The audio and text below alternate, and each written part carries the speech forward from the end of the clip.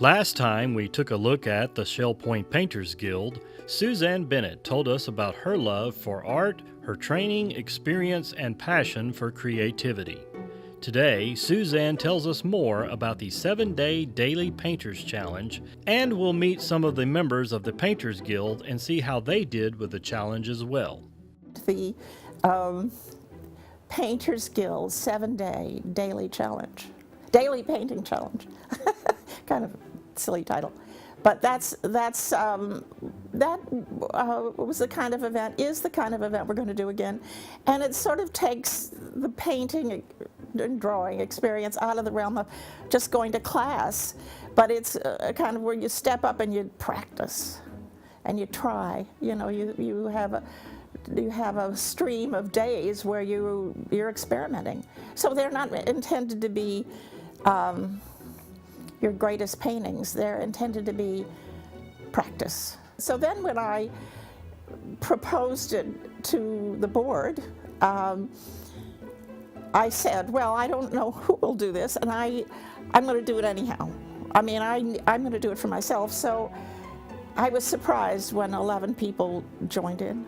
Taking a look at some of the paintings now, let's start with Carol Chihocky as she painted her new cat. Well, I think Carol was experimenting. I think that the cat obviously is important to her, and that she worked from photographs and made these really interesting sketches in black and white of the cat, and I think they're wonderful. And I've been a member of the art group since I came in 2002 and took some lessons from Phil Hilton. I had never painted anything before in my life. I got a new cat a couple of weeks before the challenge started. That was one of the first I did.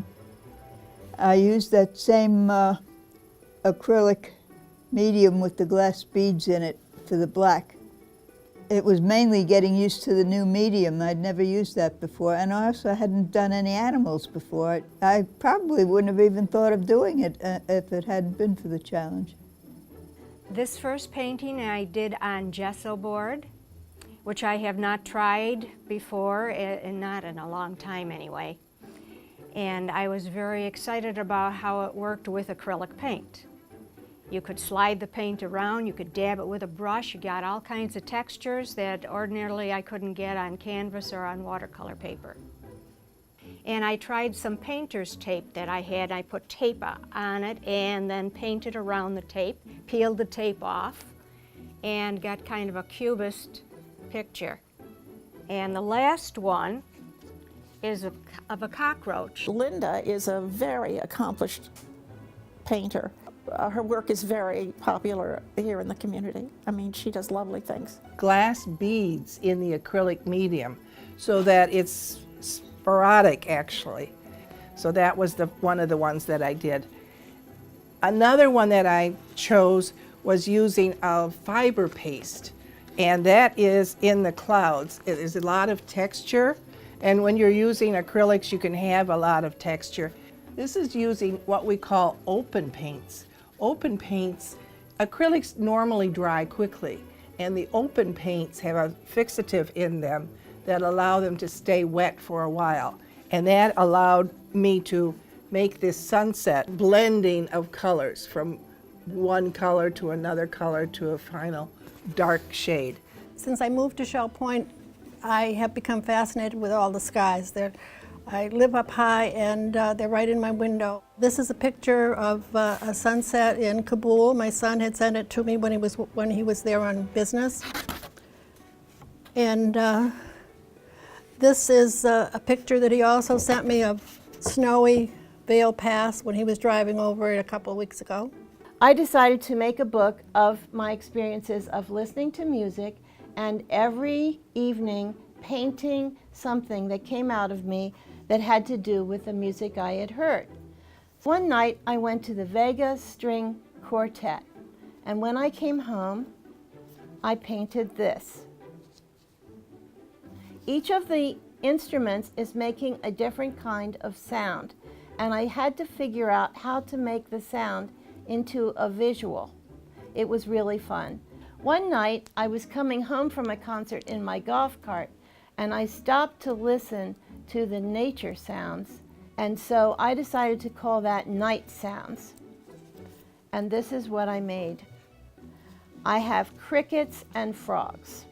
Another concert I went to that week was the spring concert with the Shell Point Singers and the Sanibel chorus. In my painting, I put one sleeping person, but in reality, none of them were sleeping. Susan is always original, and this was certainly a wonderful example. I thought her paintings were the most original. I mean, completely Susan. I'm a still life painter, and I have a gazillion props to paint from, including some things that I get from the grocery store. This is one. So this was a challenge for me to paint quickly. As you can see, this pear needs to go to a health club. I think it's a little chubby. Needs to lose some weight. The second one was a little bit better. I found that in any painting, if you want it to look really realistic or well done, it needs three elements. It needs composition, color, and value. But it's getting there. It's just not there yet. But I really appreciated the challenge. I thank Suzanne because this was something new for me to try to paint quickly. But now that they're finished, I'll probably take them home and work on them. There are several different ways you can use colored pencil. You can use colored pencil as a dry medium, which is what this is.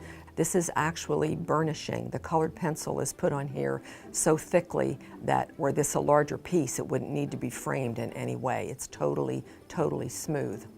Another way to do colored pencil, which most people are not familiar with, is watercolor colored pencil. You apply the pigment and then use a brush with water and you can spread the pigment. This is a combination.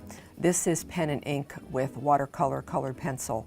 This is not complete because the value is not there, but it took me 2 hours to do this, and I actually copied this from a photograph that a friend of mine in Mexico sent me. Really, really was fun.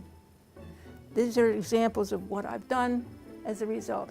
But once the ideas were flowing, one thing evolved from another, and that was the part of the fun of the whole thing. These are all done in open acrylics. Open is the slow drying acrylic, and for me that has been a very useful medium. The second set, I ran out of ideas with my oranges and I ate them up, so then I decided to go to Publix and get a cupcake, and then developed a whole way of looking at that cupcake in different ways. I learned a lot about myself, about sitting down and taking one idea and developing another from it, and just thoroughly enjoying the experience. To see the way she approached the problem with the muffin, where she had the muffin, and then she had to put the berries on, and then she ate it. I thought, great. Congratulations to all the participants of the Painters Guild 7-Day Daily Painting Challenge.